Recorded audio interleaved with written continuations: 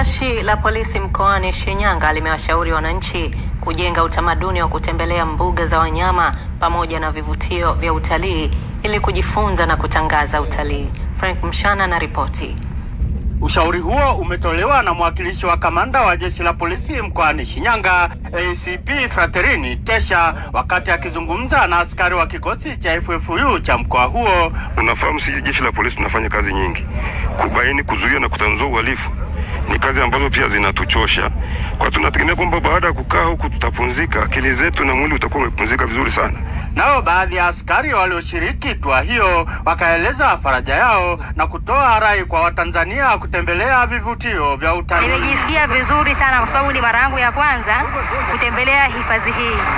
Kwa hiyo nimejisikia raha, nimejifunza vitu vingi toka mwanzo wa safari mpaka hapa. Lakini lengo hasa la kuja ni kujifunza, kupata vitu tofauti tofauti, kurefresh na kuhamasisha utalii wa ndani ya nchi ya Tanzania.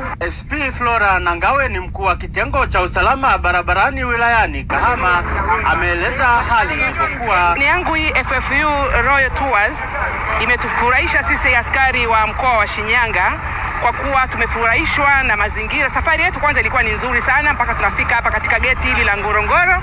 Safari ilikuwa ni nzuri, mazingira, mandhari ya maeneo haya ni mazuri, lakini pia tumebahatika kuona wanyama mbalimbali. Nikiripoti kutoka hapa katika mbuga ya wanyama ya Serengeti, mimi ni Frank Mshana, ITV.